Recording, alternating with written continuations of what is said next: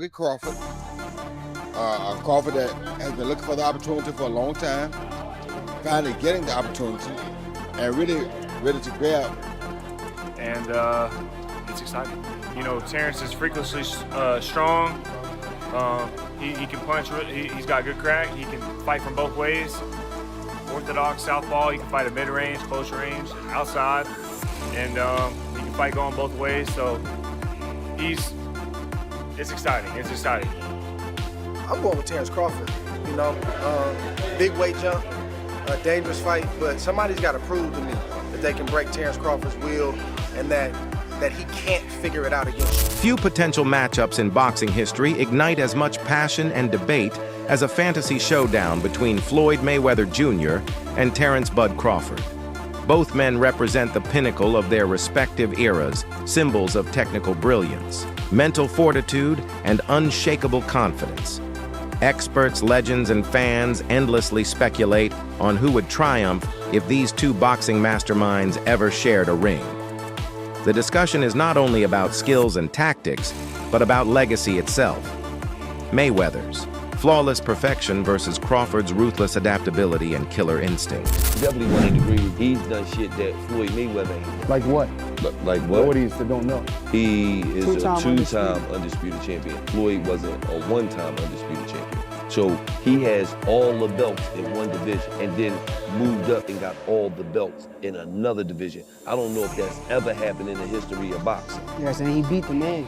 And he beat the man. Let's give Terence Crawford his flowers because everything he said he was going to do, he done it. He did. Floyd Mayweather retired with a pristine 50-0 record, one of the most unblemished resumes in boxing history.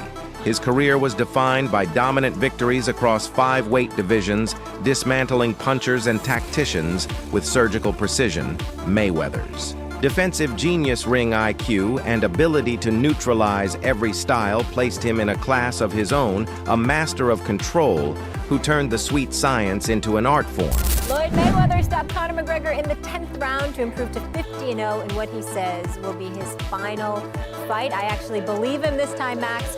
What's his legacy? Well, he's one of the great pure boxers who ever lived.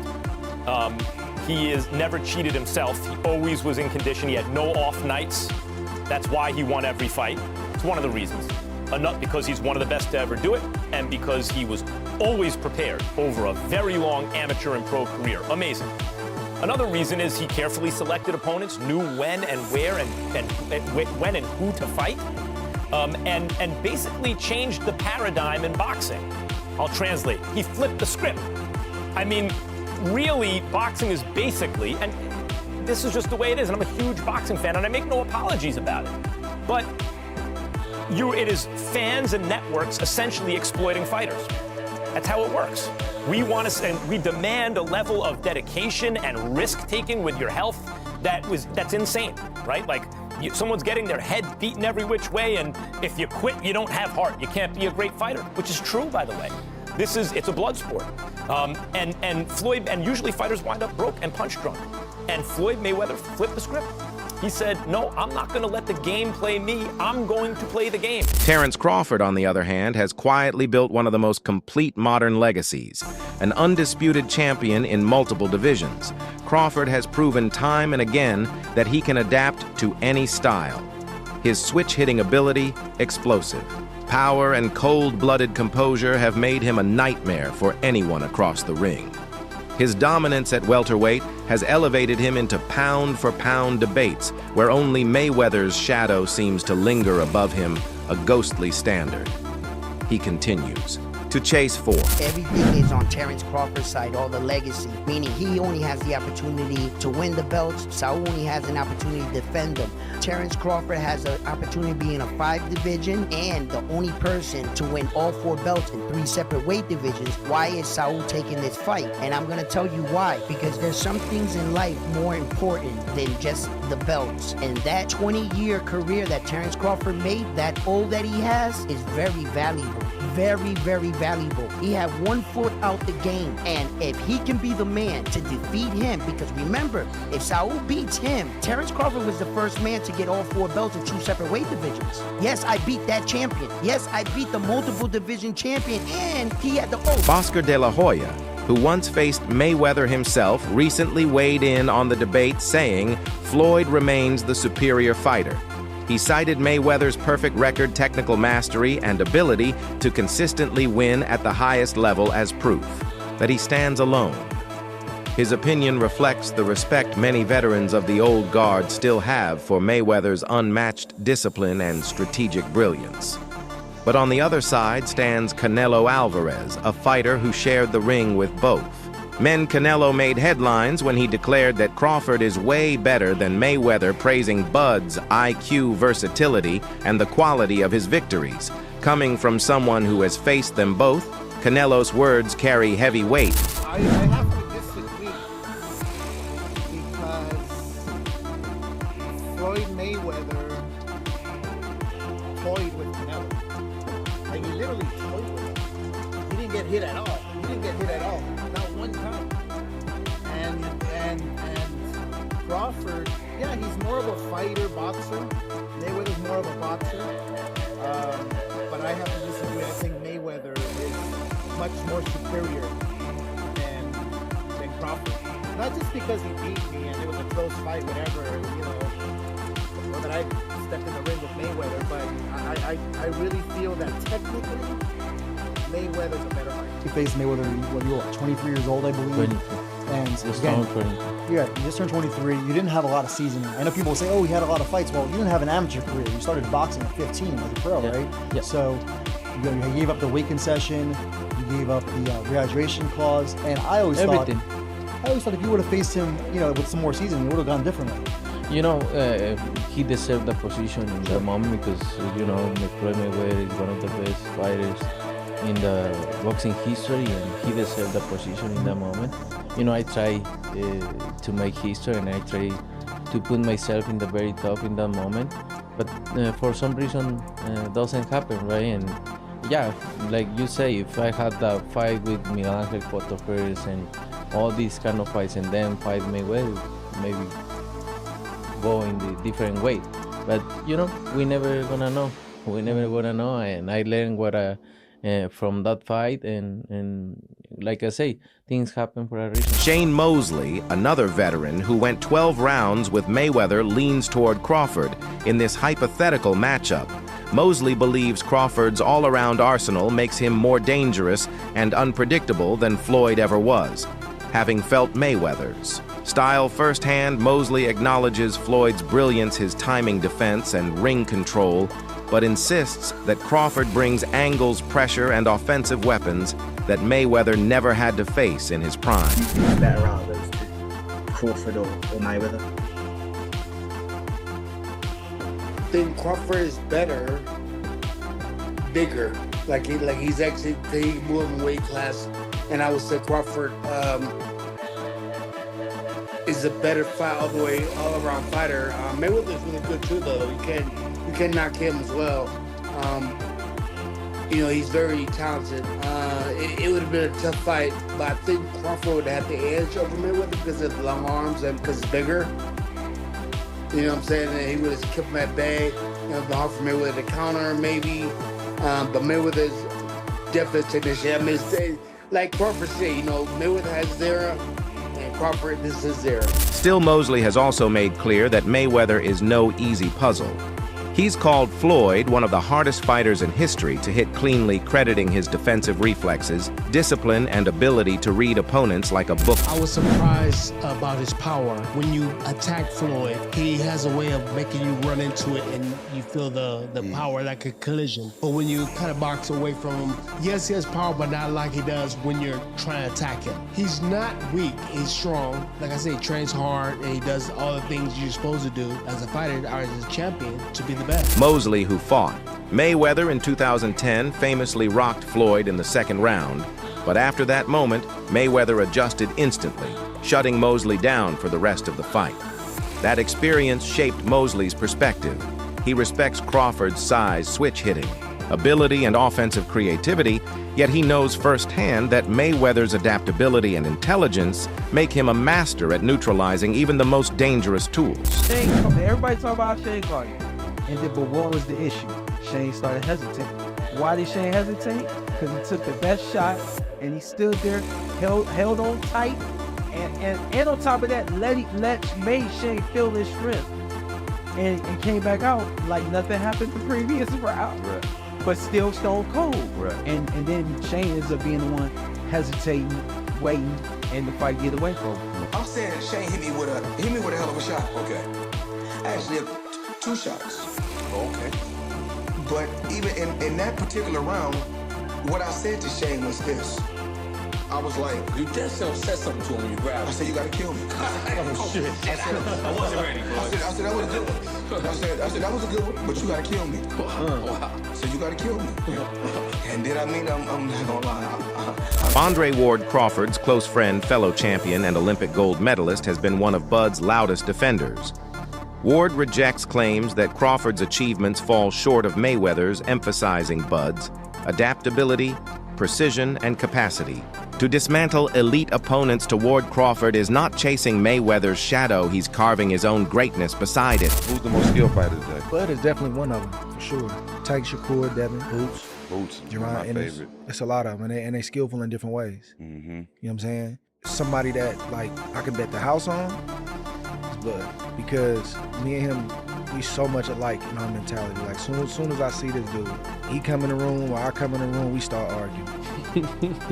About basketball, wrestling, anything, bro. Like, man, you can't, man, you looking small. What you mean I'm looking small? You looking small. You gotta really hurt that dude to turn him away and to try to stop him from doing what he want to do. So, skillful, yes.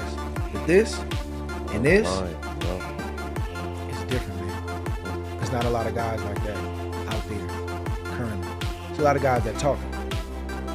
But until you get in that real fire, I'm not saying you fighting a guy you should beat. I'm saying a guy that it's a 50-50 matchup. We don't really know what you have. You don't even really know what you have. Ward has even gone as far as calling Crawford the greatest of this generation. Following Crawford's demolition of Errol Spence Jr., Ward declared that Bud had earned his place at the top of the sport. Their friendship aside, Ward argues that Crawford's dominance across multiple divisions and his fearless pursuit of legacy set him apart as something truly rare in modern boxing. Andre, we just seen Terence Crawford create greatness and beat Canelo Alvarez tonight. What was your thoughts on that performance from Terence? Terence Crawford is great performance, man. He's been doing this throughout the course of his career. The stakes were a lot different in this fight, a lot more danger. He had to fight that kind of fight in order to beat Canelo Alvarez tonight, and he did that at 37, but getting ready to be 38 years old. And he proved, like Max said, that he is the GOAT of this generation. Hats off to Canelo for taking the fight. He didn't have to take it. Hats off to Turkey Al-Sheiks for putting it together. Just a great night for boxing. Yeah. How special a fighter is someone like Terence Crawford? There was no signs of a size disadvantage there. How special? You can see it in spots, but it wasn't significant. And I didn't think it was going to be significant. And people call me crazy, but I've been around Terence. He's strong. He's got a wrestling background, and people don't realize that he's been boiling himself down all these years and still being successful, not having to do that. His condition seemed impeccable, and his strength was there, the power was there enough to get respect from Canelo. So, what more can I say? What would you like to see him do next? Do you think there's another fight after this? I'd like to see him be done. What are we boxing for at this point? What else is there to do? There's always going to be a YouTuber or a reporter or somebody conjuring up another challenge. We box to get ourselves in a better financial position, to build a name and a legacy. Those boxes are checked. What else are we doing? Why are we still in the game? Yeah, I get it. Andre, always good to talk to you. Mayweather himself has spoken about Crawford with a mix of respect and pride. He's congratulated Bud for his major wins, especially his destruction of Errol Spence Jr., but he often reminds the world of his own resume and the decades of dominance. He built as always. Floyd positions himself as the benchmark, the standard others must measure up to. That tension between admiration and self-preservation keeps this debate alive. Mayweather built his empire on being the best ever, and the idea of a younger fighter threatening that throne naturally fuels his fire. I want them to fight. I really like both of those guys. A lot. You know, I had a chance to hang around Earl. I had a chance to hang around Terence. And both guys, class act. It would look like I'm leaning towards one guy because I boxed one guy before. It's beautiful to watch, but also tough to watch to see what happens to Errol. Obviously, you don't wish that on, you know, Nobody. Nobody. The best man won. If I was training him, or I was in his corner, I don't think he should be fighting at 147 at all. I don't even think he should be fighting at 154. I think he should be fighting at 160 or 168. It's just my honest opinion. Roy Jones Jr. has also entered the discussion, calling Crawford one of the best pound-for-pound fighters today. Has praised Bud's dominance and consistency, saying he's been the king for a long time with only Naoya Inoue close behind Roy, however has occasionally criticized Mayweather's legacy, suggesting that while Floyd is great, certain fighters in their primes could have given him more trouble than he faced. Regarding Crawford and Canelo, Roy said Bud's performance proved he's a smaller man, capable of beating bigger elite opponents, the mark of a truly great fighter. I believe in top 10, maybe even top 5. Where do you rank Terence, in your opinion? I put him in the top 15, maybe top 10, because he definitely had the skill of a top 5. Just that he hasn't had the opposition that some guys were able to get, and that's not his fault. He just made one of the best fighters in his weight class, and like nobody. That's pretty damn good.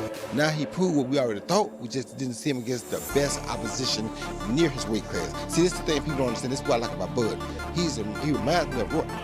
We ain't got to have the best opposition in our weight class. We want the best opposition near our weight class. There's been discussion that maybe, you know, Crawford and Inoue are going back and forth tussling for like pound for pound, that maybe Inoue because of the multiple weight divisions. You're shaking your head no. Tell me why no. Because Inoue also, when he first moved up, he lost to Donan. Don't forget that. Bud ain't lost to nobody. Moving up or down, he moved up 3 times. He lost to nobody. Don't tell me he better than Bud. Former champion and analyst Tim Bradley has taken an even bolder stance, saying outright that Crawford would beat prime Mayweather. Bradley believes Bud's timing, strength, and versatility give him the tactical advantage. He respects Mayweather deeply, calling him one of his favorite fighters ever, but argues that Crawford's offensive creativity and adaptability are next level. Before Crawford fought Canelo, Bradley warned that if Canelo lost, it would hurt his legacy deeply, not just because of the loss itself, but because Crawford was moving up in weight and age to take on the challenge. If Canelo fell short, the conversation about whether he was past his peak would become unavoidable. 13. Terence Crawford would beat a prime Mayweather. I'm telling you right now, he would beat him. Yes, it would be a competitive fight, but Crawford, master thinker just like Floyd. The advantage that Floyd has is that he has great defense. The advantage that Crawford has is that he not only can fight orthodox, he can also be versatile. He can switch to the southpaw stance. And we all know that Floyd don't like to fight southpaws. We know that. What happens when you have a guy just as smart as you are and able to make adjustments like Crawford? What happens when you have a guy that can hurt you with either hand? A guy that's powerful and strong like Crawford. A guy that's quick as Crawford. A guy that can fight you in the pocket. A guy that knows how to execute that Philly shell. He knows how to bust through that. He'll have enough to beat Floyd, and he'll have enough to gain respect and hurt Floyd too. I don't think he knocks him out, but I think he'll win the close decisions. Hey, I want to know what everybody... After defeating Canelo Alvarez, Crawford addressed his critics at the post-fight press conference. They said, "I couldn't beat a guy like that." Now what can they say? He asked confidently. He called the win a signature moment, a triumph over a champion who had never been beaten at super middleweight. Crawford also hinted at favoritism toward Canelo from the media and crowd, but said that the noise only motivated him more. All the doubts, all the disrespect, it just fueled me. He said, his calm demeanor, barely hiding the fire beneath. What was his power like? Have you been hit by anybody that strong before? been hit harder. No, in a real fight, not as In far. a real fight. Not Avanesian, but Mean Machine hit harder than Canelo, to me. To be honest. Congratulations. Recently, Floyd Mayweather hinted that he might not be entirely done with professional boxing, ahead of his exhibition bout with Mike Tyson set for spring 2026. Mayweather told TMZ that nothing's guaranteed, but it's possible. He said he's feeling great, staying sharp, and wants to give fans something special again. Whether he's willing to risk that 50-0 record remains uncertain. But for the first time in years, Floyd has left the door slightly open, just enough to keep the world wondering if money might step back into the arena where his legend was born. Your life for so long with Floyd fighting this guy, fighting Manny, fighting Conor, and all those, you were just at the center of all these talks for so many years. It's exciting to be back there again. Any chance that you would take a professional bout in the future after Mike, or is that off the table? Let's own it. Let's own it. It's been talks. It's possible. That's for today. Video subscribe for more.